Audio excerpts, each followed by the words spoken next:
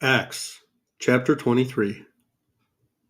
Paul looked straight at the Sanhedrin and said, "My brothers, I have fulfilled my duty to God in all good conscience to this day." At this, the high priest Ananias ordered those standing near Paul to strike him in the mouth. Then Paul said to him, "God will strike you, you whitewashed wall. You sit there to judge me according to the law, yet you yourself violate the law by commanding that I be struck." Those who were standing near Paul said, "How dare you insult God's high priest?" Paul replied, "Brothers, I did not realize he was the high priest, for it is written, 'Do not speak evil about the ruler of your people.'" Then Paul, knowing that some of them were Sadducees and others Pharisees, called out to the Sanhedrin, "My brothers, I am a Pharisee, descended from Pharisees.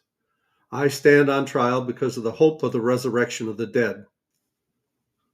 When he said this, a dispute broke out between the Pharisees and the Sadducees, and the assembly was divided. The Sadducees say that there is no resurrection, and that there are neither angels nor spirits, but the Pharisees believe all these things. There was a great uproar, and some of the teachers of the law, who were Pharisees, stood up and argued vigorously. "We find nothing wrong with this man," they said. "What if a spirit or an angel has spoken to him?" The dispute became so violent that the commander was afraid Paul would be torn to pieces by them. He ordered the troops to go down and take him away from them by force and bring him into the barracks.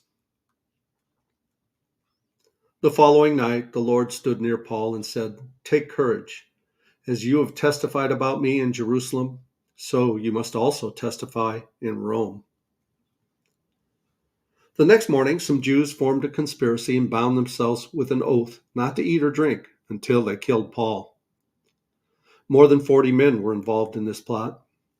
They went to the chief priests and the elders and said, "We have taken a solemn oath not to eat anything until we have killed Paul. Now then, you and the Sanhedrin petition the commander to bring him before you on the pretext of wanting more accurate information about his case. We are ready to kill him before he gets here." But when the son of Paul's sister heard of this plot, he went into the barracks and told Paul. Then Paul called one of the centurions and said, "Take this young man to the commander. He has something to tell him." And so he took him to the commander. The centurion said, "Paul, the prisoner, sent for me and asked me to bring this young man to you because he has something to tell you." The commander took the young man by the hand, drew him aside, and asked, "What is it you want to tell me?" He said, "Some Jews have agreed to ask you to bring Paul before the Sanhedrin tomorrow on the pretext of wanting more accurate information about him. Don't give in to them, because more than 40 of them are waiting in ambush for him. They have taken an oath not to eat or drink until they have killed him. They are ready now, waiting for your consent to their request." The commander dismissed the young man with this warning: "Don't tell anyone that you have reported this to me." Then he called 2 of his centurions and ordered them, "Get ready a detachment of 200 soldiers, 70 horsemen, and 200 spearmen, to go to Caesarea at 9 tonight. Provide horses for Paul, so he may be taken safely to Governor Felix." He wrote a letter as follows: "Claudius Lysias, to His Excellency Governor Felix. Greetings. This man was seized by the Jews, and they were about to kill him. But I came with my troops and rescued him, for I had heard that he is a Roman citizen. I wanted to know why they were accusing him, so I brought him to their Sanhedrin. I found that the accusations had to do with questions about their law, but there was no charge against him that deserved death or imprisonment. When I was informed of a plot to be carried out against the man, I sent him to you at once. I also ordered his accusers to present to you their case against him."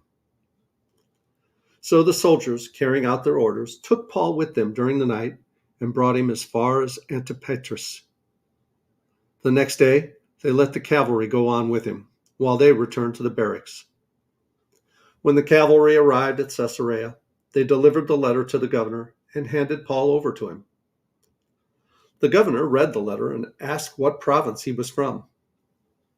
Learning that he was from Cilicia, he said, "I will hear your case when your accusers get here." Then he ordered that Paul be kept under guard in Herod's palace.